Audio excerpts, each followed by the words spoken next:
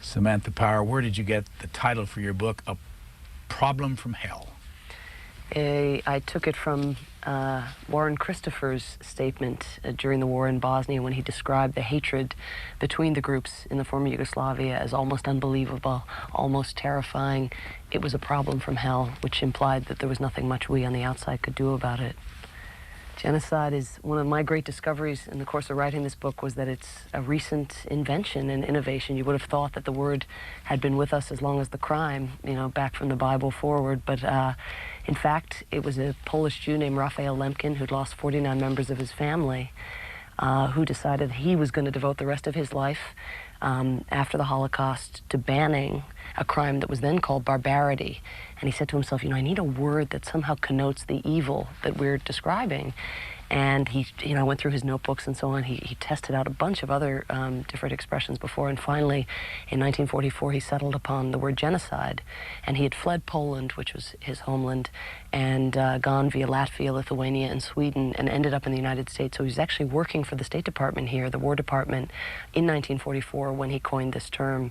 And he then spent the rest of his life, first of all, trying to get it into Webster's and the OED and Larousse and all of the dictionaries, but then recognized, he was a lawyer, and he recognized that a word, a free-floating word that connoted evil, but that didn't commit anybody to doing anything about it, wasn't enough. So what he did 4 years after coining the word is draft the first ever UN Human Rights Treaty, which was the Genocide Convention.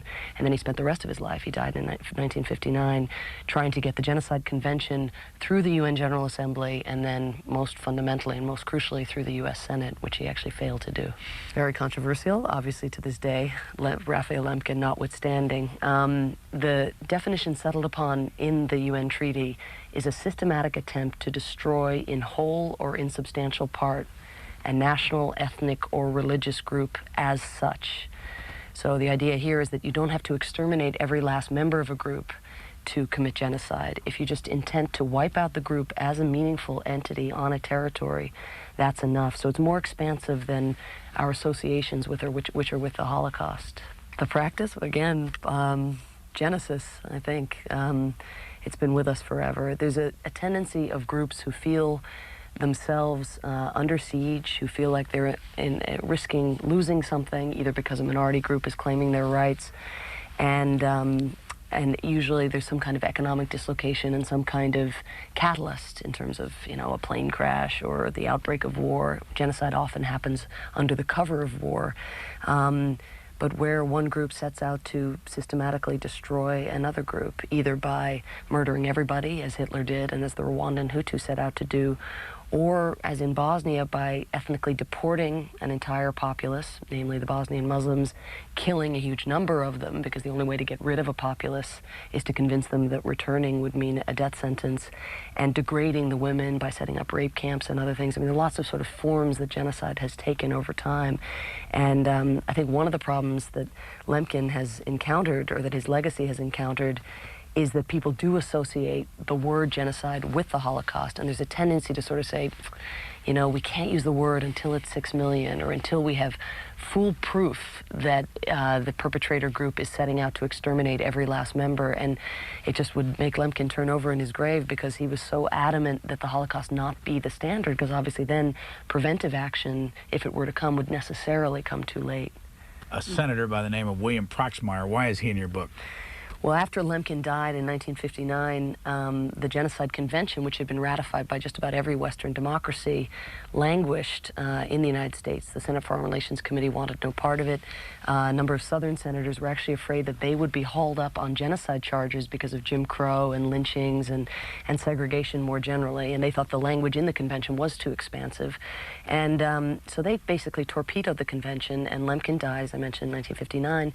8 years later, William Proxmire took up Lemkin's cause, became a kind of Lemkinian crusader. My main goal in this book is for the word Lemkinian to become an adjective to describe single-minded, monomaniacal, obsessive-compulsive humanitarian.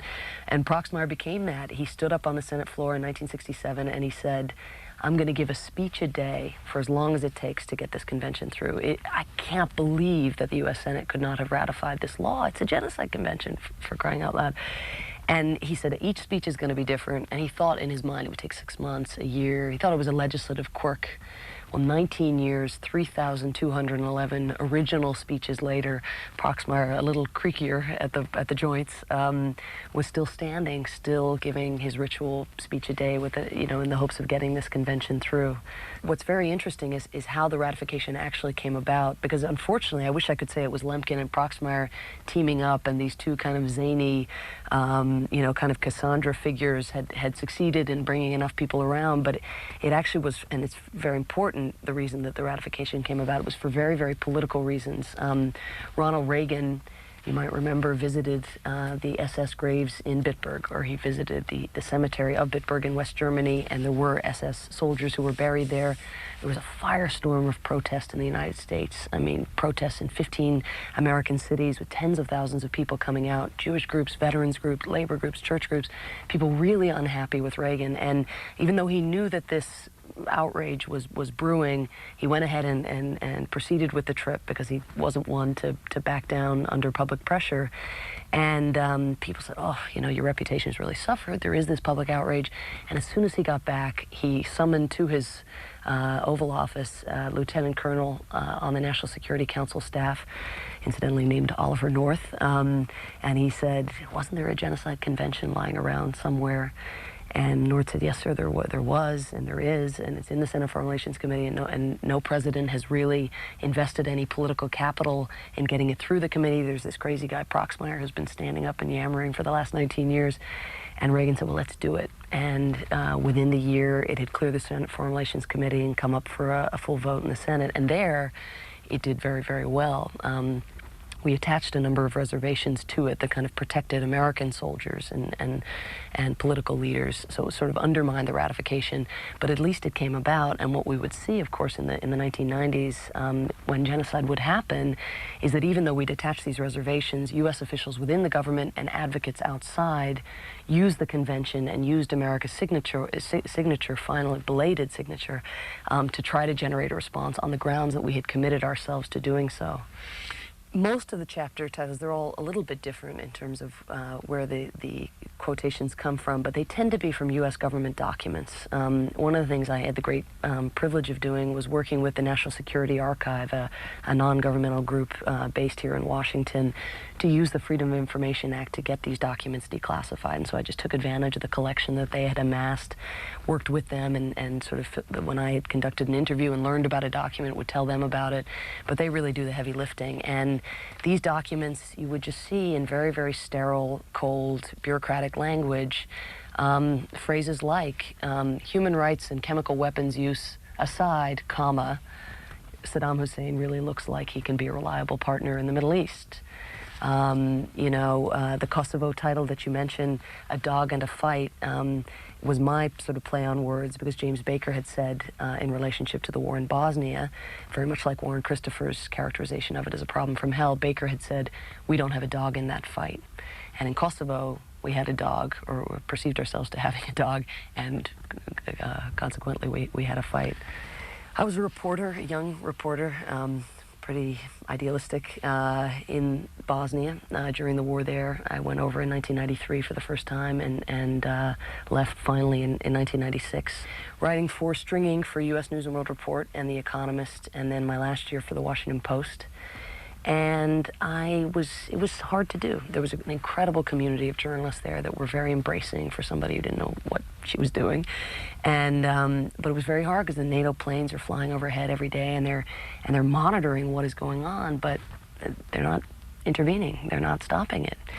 And I felt, especially once I was able to write for the Post and cover some big stories for them, that I was at the height of my potential power as a journalist. Even if I were a staff correspondent, the best I could do as a foreign correspondent would be to be writing on the front page of the Washington Post during a big foreign news story, and it seemed to be doing no good whatsoever. So I left Bosnia, actually, initially in September '95, and decided to go to law school, thinking that I would try to prosecute the bad guys, and who really were bad, and who had just committed the largest single massacre in Europe in 50 years, the massacre you mentioned in Srebrenica.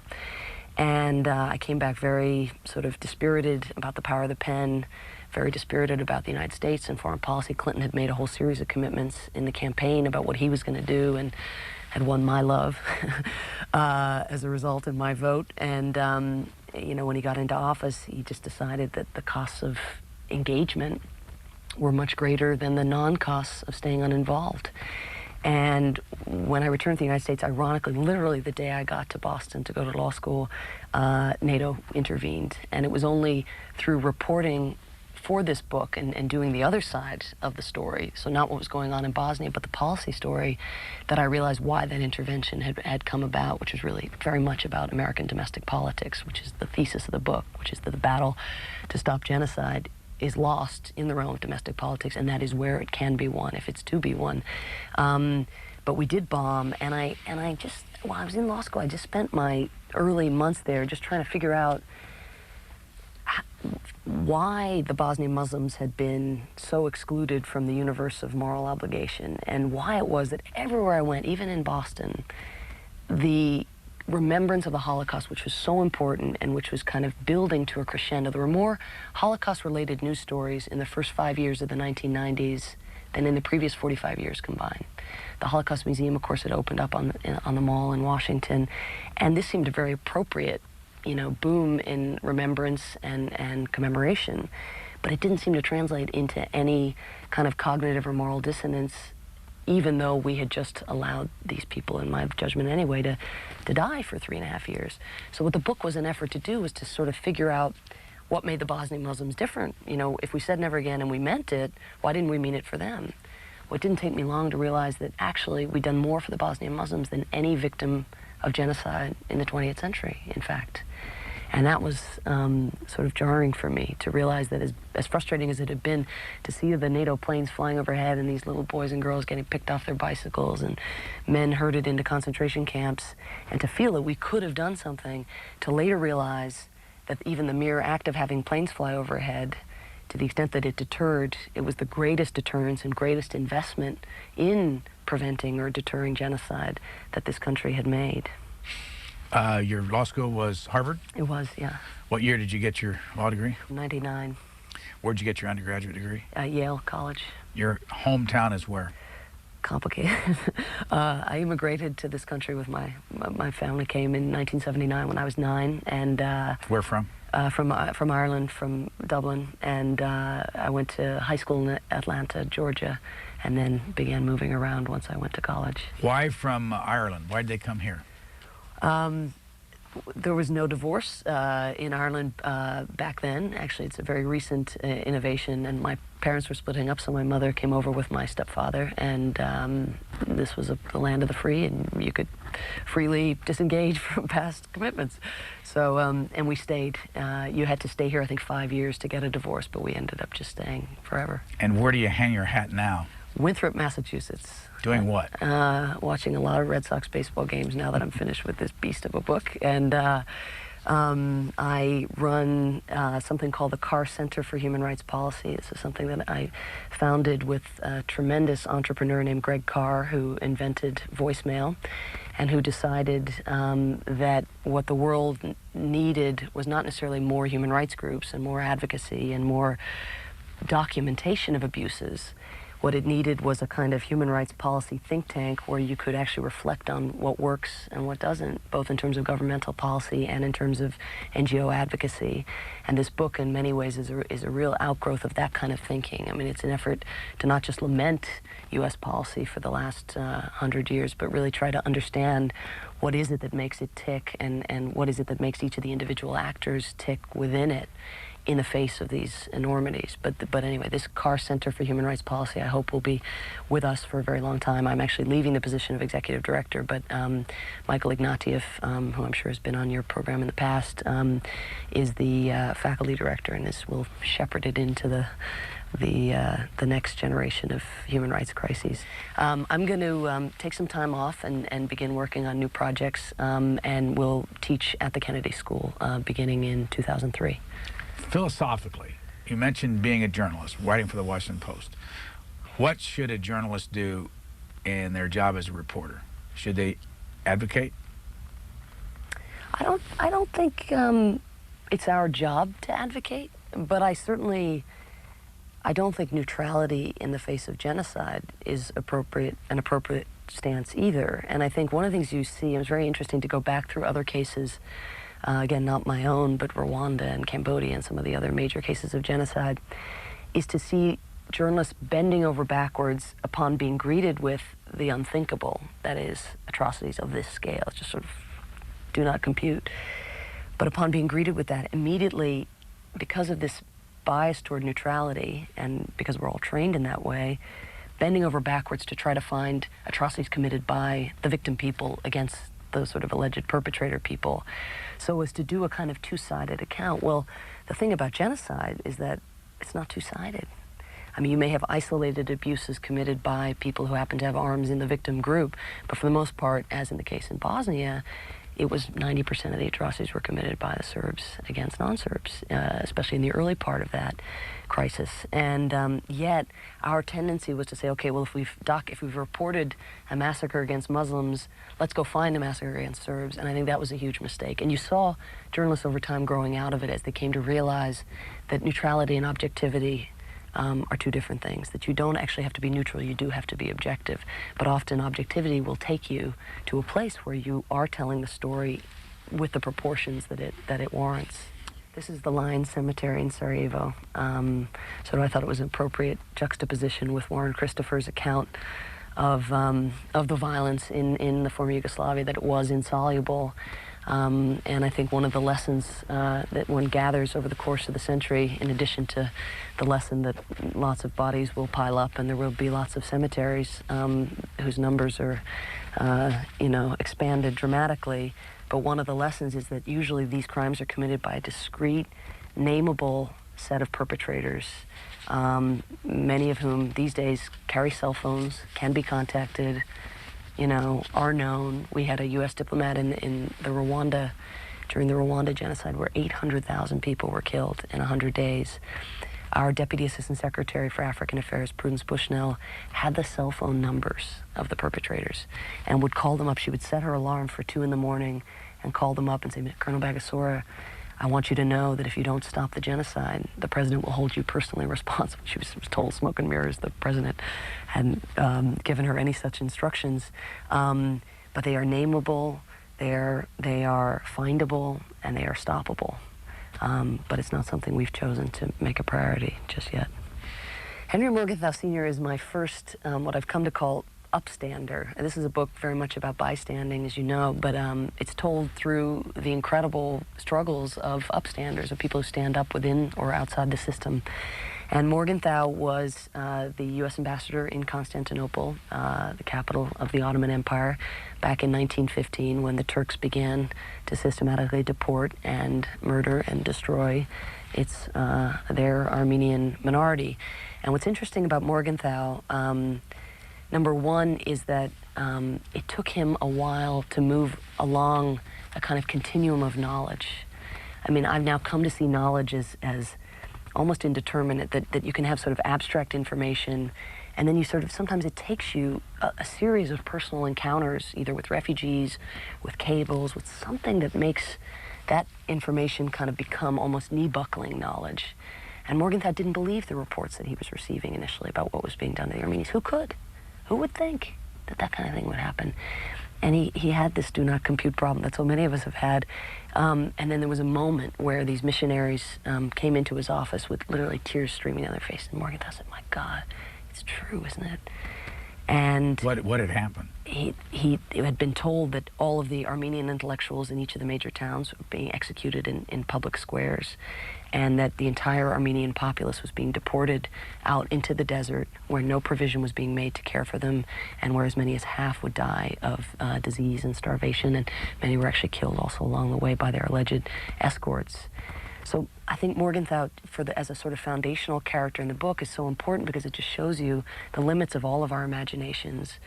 Also, the privilege he had, in a way, of being able to have sort of face-to-face encounters with people who actually, with Armenians, with Turkish officials, and with missionaries who were regaling these stories to him. But the other thing you see through Morgenthau is how limited our conception then of American power, because of course we're firmly isolated. It's World War I. We have no intention of foregoing our neutrality, certainly not in the interest of humanitarian intervention of any kind. but you also see the limits of the kind of conception of what any government has a right to ask of another government. Meaning, Morgenthau was just asking the Wilson administration, can I have permission to denounce these crimes? And he was told, no.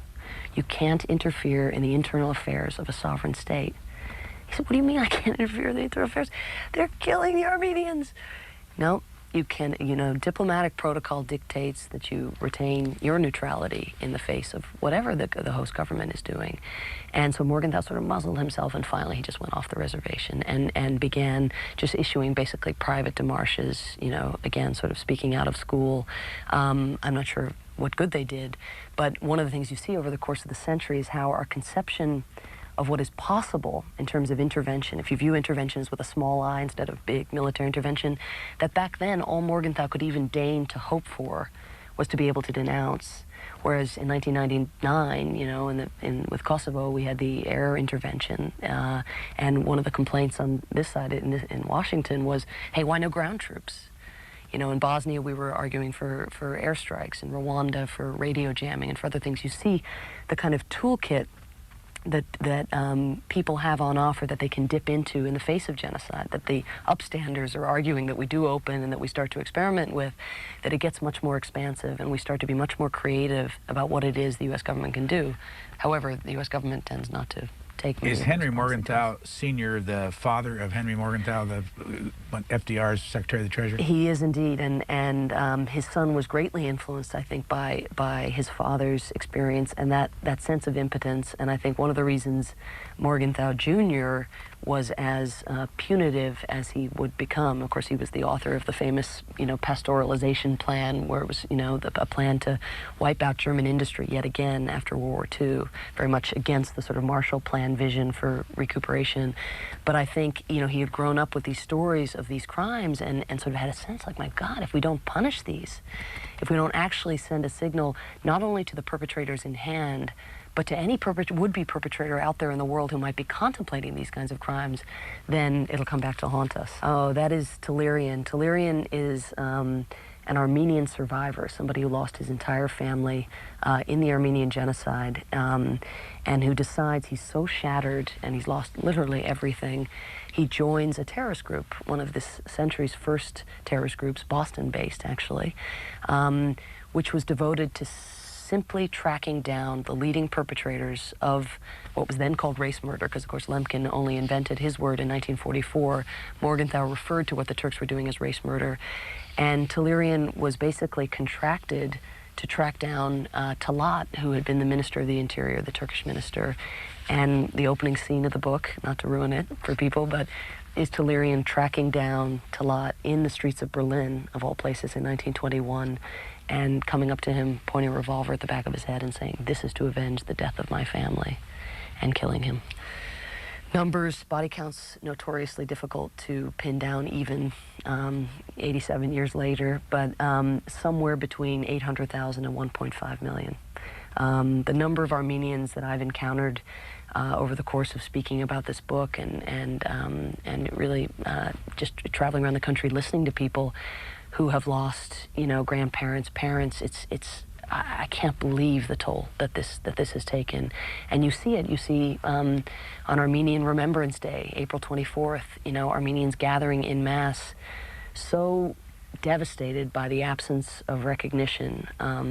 Unfortunately, a denial of the crime that was committed against their people that I fear will persist at an official level. Certainly the Turkish government is showing no signs of engaging to have a conversation about what they will admit was done in their name, but also in Washington, of course, because of our reliance on the relationship with Turkey. I think there's very little likelihood that either the White House or even the Congress will issue the kind of resolution that the Armenians are longing for. It's amazing. I mean, Lemkin invented this word actually having read about what the Turks had done to the Armenians. I mean, it was literally, this was the thing that made him think, I have to devote my life to banning this crime. I'm a Polish Jew. There are pogroms committed in my neighborhood all the time. I used to think it was only against Jews that these crimes were committed. Now I see it's even against Christians. It's this crime, it happens through history. Biological regularity, he would say. And it was really that got him on his path toward, naming and then banning the crime. It's a Greek and Latin hybrid, so it actually means the killing of a people. So the killing of a group, you know, genos and then side, sedere. And, you know, we had homicide, we had regicide, we had fratricide, and Lemkin said, hey, you know, why not genocide? But he, in addition to sort of being sort of set down this garden path by reading about Tellurian, actually, and reading about this assassination, because Lemkin said to himself, if victims are always stuck taking justice into their own hands, we're going to live in a lawless world. We have to have some kind of court of public opinion or actual court that will weigh in on atrocities committed by states against their own people, because there's a structural problem. If states are committing the crimes, they're not going to be punishing themselves for them. Absolutely. That's what I'm saying. Lemkinian. He was a Lemkinian pest. He was so monomaniacal. And you see this with a lot of my upstanders, the people that one encounters throughout the century. But people who take a stand tend to not be the most politically savvy. They are so single-minded, complete tunnel vision. I mean, there's a letter that I have in there that is just, I think, the best indicator of Lemkin's absence, the absence of social graces. He writes to a woman named Thelma Stevens, who has volunteered her time, as everyone did, to work for Lemkin. I mean, he had no money, he couldn't pay anybody, and he went through law students and you know, church volunteers like they were going out of style. And there's a letter there that he writes to Thelma Stevens, this Methodist Council volunteer, where she's devoting her summer to aiding his cause. And he writes her a letter. She opens up this letter, and it says, "Dear Miss Stevens, I know it must be hot there in Washington as you're writing this letter campaign, but needless to say, it's not nearly as hot as the ovens of Auschwitz or the deserts of Aleppo, and I urge you, in a sense, to get your butt in gear." And here's this woman, she's minding her own business, she's doing everything she can for this man who is impossible, brilliant in his way, and prophetic. How do you make money? Tin pot. You know, really just relying, and he hated, I mean, the indignity of it all. You know, he's a very cultured man. He wrote, apart from his books on mass slaughter, he wrote on rose cultivation, on gardening, on, you know, travel in Japan. Wherever he was as a refugee en route here, he would just gobble up the local culture. And he'd been homeschooled. He spoke 13 languages. Did he marry? Never married, never even dated, as far as I can tell. And what happened when people asked him about that? What would he say? About his marriage? Oh, I don't have time. You know, I'm married to securing the banning of the crime of genocide. I mean, I don't have time for love. This is the one of the many structural problems with Lemkin's law. There is no body that is the arbiter or the necessary arbiter of whether or not a genocide is happening. Lemkin had proposed that a body be created at the United Nations comprised of independent representatives, though, of member states, who themselves would weigh in on the evidence. That never came into being. No state party of any prominence, namely the United States or any of its allies, wanted to put in place a body that might in turn judge it or one of its allies. So really the way it happens in practice is what you get is groups like Human Rights Watch who become increasingly professional. Their lawyers are ever more trained to go into a crime scene, to debrief refugees, to try to gauge perpetrators' intent, because again, this is an intent-based crime. It's not a numbers count, it's not a body count, it's what is the intent of the perpetrator. Do they intend to destroy in whole or in substantial part a group as such? And so you get non-governmental groups, and the best ones, again, are very good at this, going in quickly, and then they themselves try to get one or more of the member states to admit that what's going on is genocide. And unfortunately, while Lemkin, I mean, what an achievement that he's turned this word into this incredible stigma, that there is this convention, that we now have courts prosecuting it. But the bittersweet part of his legacy, or the bitter part of the otherwise sweet legacy, I suppose, is that all that this sort of stigma has succeeded in doing is making states much more reluctant to admit that genocide is what is underway. So no state wants to be accused of committing it, but as interesting, no state wants to be seen to be allowing it. So what they do is they call it a problem from hell. What statesmen do is they say it's a problem from hell, it's ethnic violence, it's civil war, these people have been killing one another for a zillion years. Nobody uses the word genocide. No sitting president has ever used the word genocide to describe a genocide underway. Only when it's passed and the political implications have died down for the American leader is the word employed. Without Lemkin, would you have the Milosevic trial going on right now in The Hague? Excellent question. Excellent question. I'm not sure. I mean, you know, presumably there would have been a push for some kind of international criminal justice mechanism over time. Presumably, you know, Lemkin didn't have much to do with the creation of human rights groups. In fact, Lemkin was, again, so impossible. He hated human rights people. He thought, in fact, he petitioned Eleanor Roosevelt and the Assistant Secretary of State for International Organizations to exclude from the Universal Declaration of Human Rights the right to life. Because Lemkin said, that's my right. That's in my convention. And he got this very funny letter back from the Assistant Secretary saying, I'm sure you'd agree, Mr. Lemkin, that the right to life is one of the more fundamental human rights. So I think what you would have seen is a human rights movement anyway, both on the heels of Eleanor Roosevelt's Universal Declaration and all the international law that has grown out of it. You would have seen human rights groups having to get into the business of documenting atrocities as well as trying to free prisoners and doing the things that they used to do in their early days. It helped, though, that the Genocide Convention was the one piece of international law that had in it a reference to a future permanent international criminal court.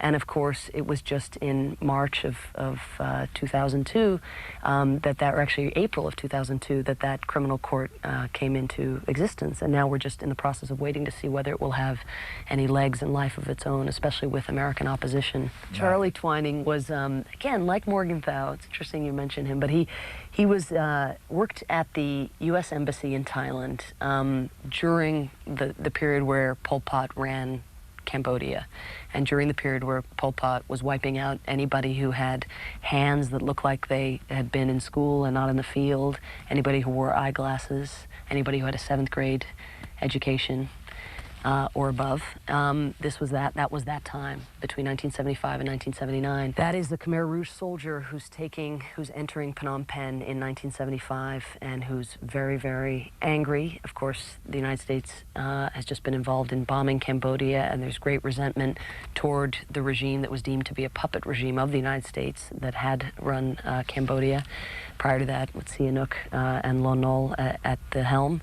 And what Twining did is he was dispatched, he spoke Khmer, which was unusual for a U.S. official. He was dispatched to the Thai-Cambodian border as a very slow but steady trickle of refugees emerged from Cambodia telling these stories that were simply unbelievable. He spoke, he had earned the sort of laughter and ridicule of his colleagues at the State Department while they were learning Thai and Chinese. He was studying Khmer, and they thought, well, why on earth would you be studying Khmer? Well, it came in handy as he was able to mine these refugees of their stories, but very much like Morgenthau at the beginning of the century, he couldn't wrap his mind around it. And for Twining, it was interesting because Morgenthau was hearing these stories before he'd learned about the Holocaust. There was no Holocaust. There was no precedent for the systematic destruction of a people.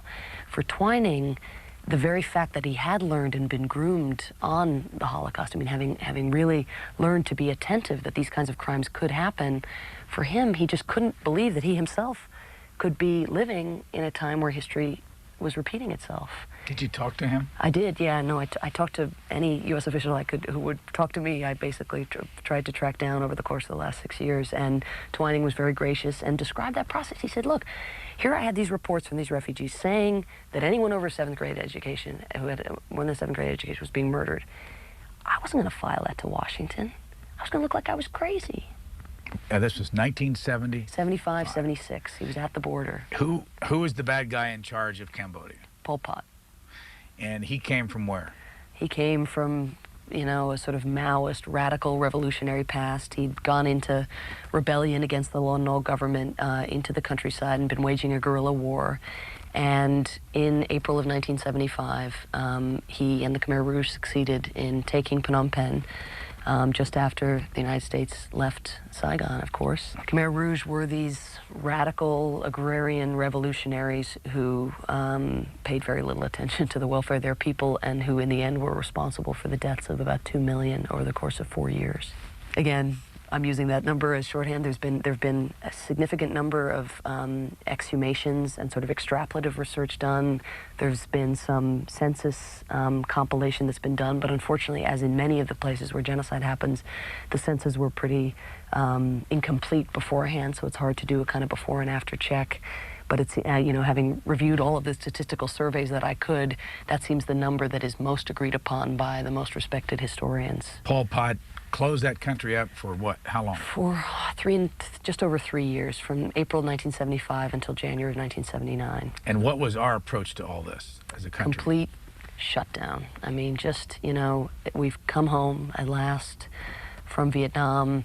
The idea of focusing this country's attention on Cambodia when we clearly had no intention of sending military troops to alter the situation on the ground, and when protests, denunciations of these crimes it felt like they would be ineffectual because it was such an isolated regime. I mean, as you say, he cut off the country almost entirely. The temptation was to just go again into a complete sort of cocoon.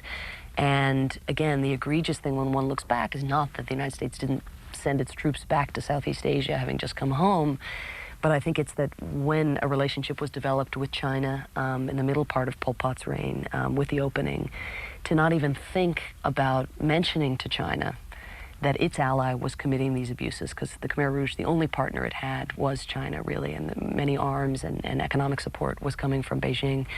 But again, you know, genocide doesn't factor into the thinking of many American administrations in and of itself. It's not on the list of things to do. How do you know that they didn't talk to the Chinese back then? Well, I have done all the reporting that I was able to do. And I mean, one of the things that we did, that the United States did after the Vietnamese, of course, dislodged Pol Pot, invaded the country eventually, and succeeded in ousting the KR and rescuing people. But of course, it was a puppet Vietnamese regime. It was kind of a regime of occupation. And because of our not so nice relationship with Vietnam, our policy afterwards was actually to continue to recognize the Khmer Rouge well into for the next decade. So even though we had documentation of the killing of around 2 million people, the Khmer Rouge continued to occupy the seat at the United Nations. And Brzezinski and others in the Carter administration were, you know, quite straight about it. They just said, look, the enemy of our enemy.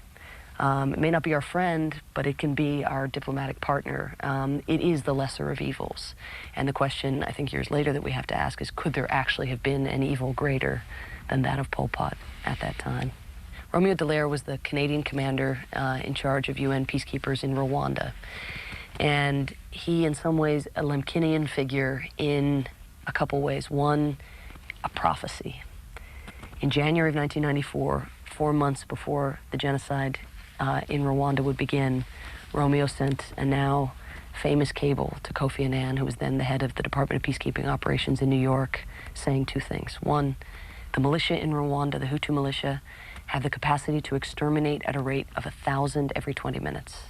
He said this, it's in writing. Second thing he said was that the militias, quote, knew from Somalia that it would only take the murder of 10 Belgian peacekeepers to secure the complete unraveling of the UN mission. And Dallaire informs his superiors and says, well, needless to say, I'm going to be disarming the militia. I mean, we can't have this. 1,000 the language of extermination, 1,000 every 20 minutes. Whoa. And the response from New York was very adamant. Don't confront. Don't forfeit neutrality. Washington will never stand for it. And I think it was probably an accurate account of what Washington had an appetite for at that time. So Dallaire was left in this untenable position of watching the machetes come in, the grenades come in, the importation of these arms, the radicalization of these militia. He'd hear on hate radio, there was a Rwandan radio station that just propagated exterminatory propaganda about the Tutsi cockroaches, they called them, sanitize the cockroaches, kill or be killed, but also propaganda about the Belgians and about how the Belgian peacekeepers were the accomplices of the Tutsi government and how they needed to be targeted and so on. So he's in this position watching this escalation with no power to stop it. This is April of 1994, January 94 is the cable that he sends, April 94 the killing starts. You said the Hutus brought in, I mean, one figure, you had about 550,000 machetes. Yeah, I mean, it was, and they said it was just garden implements, but again, the radio was transmitting, you know, evidence that ethnic polarization was being done in a fashion and demonization of the Tutsi that, in Dallaire's mind, anyway, was clearly a recipe for the outbreak of massive fighting. Go back. You mentioned Kofi Annan was not the head of the UN at that point. He wasn't. He was the head of the peacekeeping office, which was just beneath Boutros-Ghali. And he didn't interfere in this situation. He didn't. The tendency at the United Nations in the 1990s throughout the 1990s was a mistaken tendency, but it was to internalize the constraints that the member states imposed. So instead of saying, oh my God, let's try to shame the member states into doing something about this. Let's say, my God, 1,000 every 20 minutes, they're going to target the Belgians. Help. The tendency was to say, we don't want to alienate the member states. We know what Washington will give us, very little. Somalia's just happened. There's a fatigue in Washington and Congress, especially with peacekeeping, and a tendency that, that the UN was going overboard with Cambodia and Mozambique and Guatemala and Bosnia, that there were peacekeeping missions breaking out left and right, and none of them were terribly effective. So we know what Washington's response is going to be. So in a sense, why bother? And I think what they've learned, and I think the new administration of Kofi Annan now as Secretary General, I think the good news is that one lesson was learned, which is externalize those constraints. Shine the spotlight where it belongs, which isn't on the United Nations and isn't on poor Romeo Dallaire in Rwanda. It is in the capitals who control the purse strings. Romeo Dallaire, a Canadian general, you tell the story about him. Things didn't go well for him once he got back to Canada. No, and because what happened, he was like Lemkin in that he was a prophet ahead of time, and he was like Lemkin in that he was in a situation where nobody would heed his pleas as the genocide unfolded. And this is a killing spree, Brian, that was faster than that of the Nazis. I mean, if you can believe it. With these primitive implements, they were able to kill an average of 8,000 people a day for 100 days. The cables from the U.S. Embassy in Kigali and the journalism that was done, limited number of journalists were there, but they did a terrific job bringing the story out. Dallaire himself was on the phone with people in the capital saying, please, would you send me help? They're systematically destroying the Tutsi populace. He didn't use the word genocide initially because he was afraid he would be accused of crying wolf. And again, even though Lemkin's intent was to associate genocide with the intent of the perpetrator, all of our tendencies is to wait until you have a huge number of bodies before you use the word. We just immediately go for numbers rather than intent. But Dallaire and the U.S. officials who were present in Rwanda, don't forget, but when the genocide started, were very adamant that if you had Tutsi on your ethnic identity card, it was a death sentence. It was enough. If you had money and were a Tutsi, you could buy a bullet. And Dallaire reported this, and you can imagine the kind of frustration. You're sitting there are Tutsi at your UN posts. You have 2,500 troops under your command when the genocide starts, and then unit by unit gets pulled out from under you. Because the United States position, it did have a policy throughout the genocide. It wasn't just it wasn't omission. It was a serious act of commission, which was the United States' insistence that the peacekeepers be pulled out from under Dallaire. So Dallaire himself is sitting there and he's saying, I need more, and he's expecting he's going to get reinforcements. They're systematically killing all of the Tutsi. Of course they're going to send him reinforcements. And he's informed on April 21, 2 weeks into the genocide, that 90% of the peacekeepers under his command on U.S. insistence are going to be taken from him. And what that means is Tutsi who had gathered at UN posts under the UN, the baby blue and white UN flag, the peacekeepers would leave through one gate and the militia would enter through the other. And they were so much worse off than if they hadn't relied on the promise of UN protection in the first place. Now, were any of the UN peacekeepers killed? They were, in accordance with the prediction that Dallaire had made, that his informant had told him. Guess how many? 10. Exactly what he had warned on the first day of the genocide on April 7th. They were initially killed with gunfire and then badly brutalized, badly disfigured with machetes. What's your own position on this? Should Americans expect to have their people sent into a situation like this? I don't think they have any reason to expect that so far. I think that it's very important not to make the response to genocide an all-or-nothing response. Meaning, I think the tendency of U.S. policymakers has been to say, we don't want to send our troops into those icky places. Therefore, let's not call it genocide, let's call it a problem from hell, and let's just look away entirely. And one of the things that I've come to see over time, and I mentioned this in the context of contrasting the land of the possible now with that Morgenthau operated under back in 1915, is that policy, we do have this toolkit. We can do everything from high-level denunciation to threatening prosecution to freezing foreign assets. Perpetrators are very greedy. They like their money, and they usually are squirreling it away in various places. You could impose an arms embargo if you saw those machetes coming in, lift an arms embargo in the case of the Bosnian Muslims, and take sides with the victim people and try to arm them if you don't want to go there.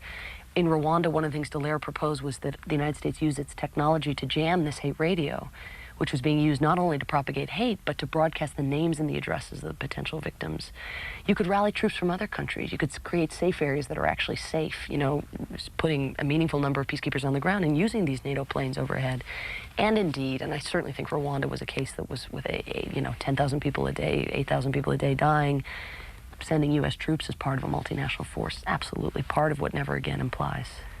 This is Peter Galbraith, who was a staffer on the Senate Foreign Relations Committee back in 1987-88 when Saddam Hussein was gassing the Kurds in northern Iraq. This is a crime that one is hearing a lot about these days, in that, you know, as enthusiasm for confronting Saddam increases, there's a tendency to go back to his track record and say this is a man who gassed his own people.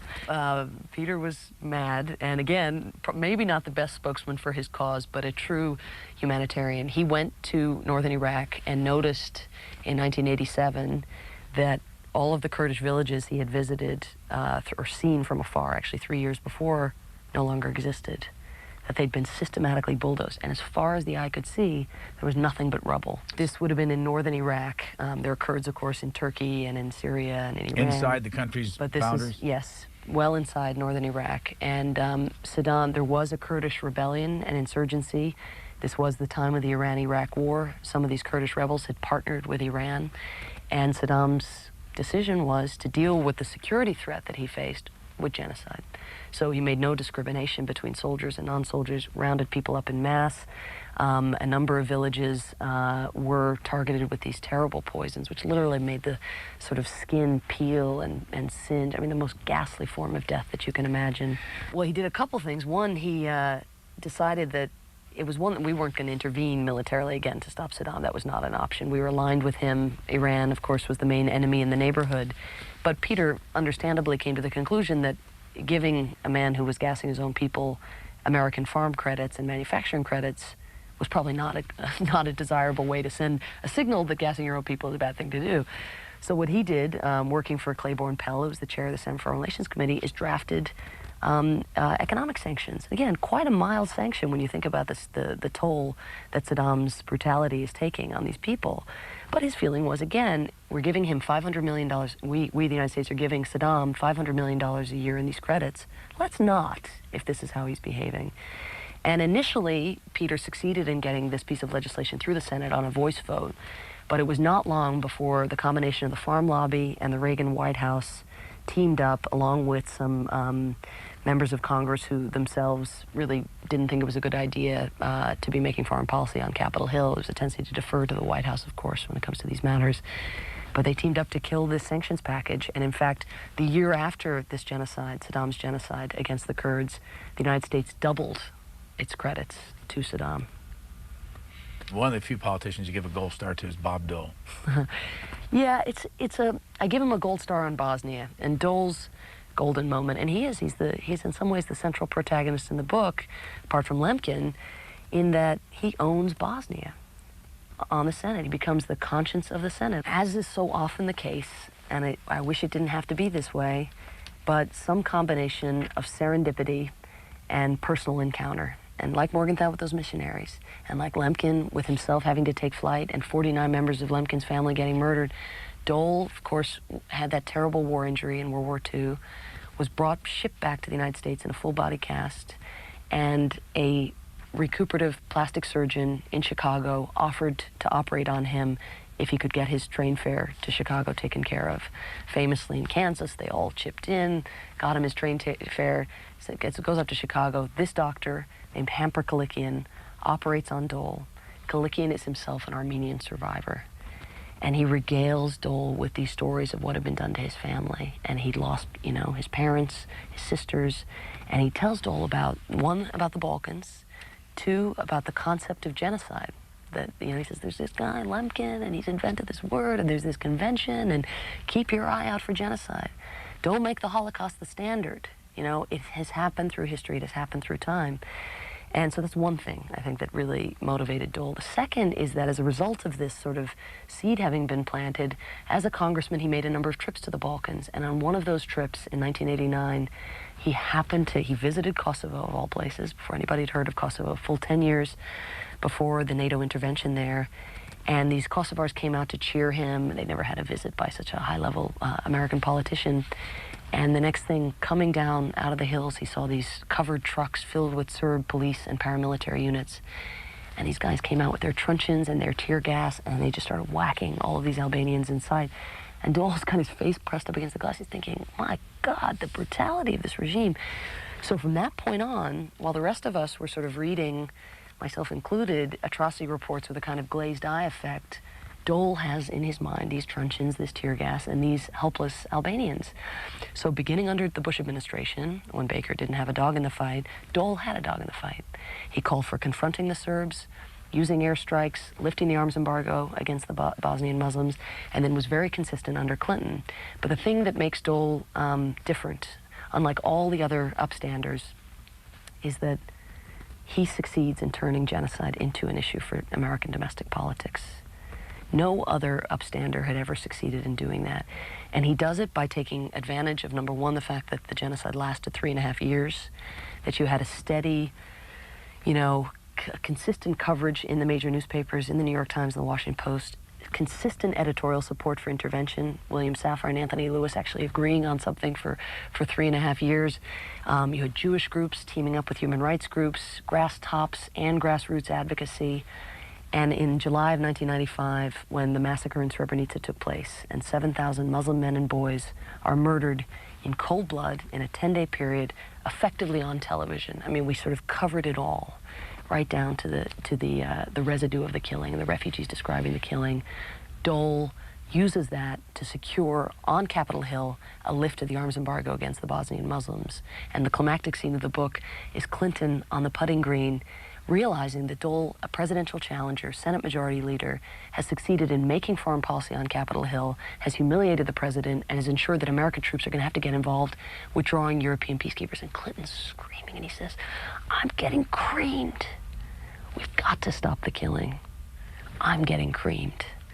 Bob Dole and others, but with him at the lead as an American influential decision maker, turned the occurrence of genocide into something that was actually politically costly for an American president, and that had never happened before.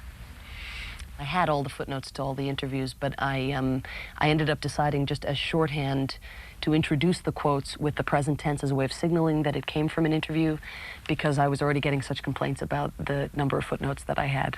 You say that you got a grant from George Soros's Open Society Institute. For what?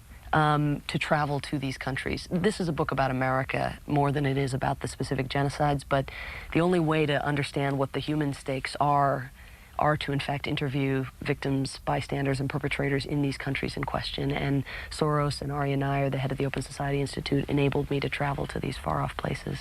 Thank you.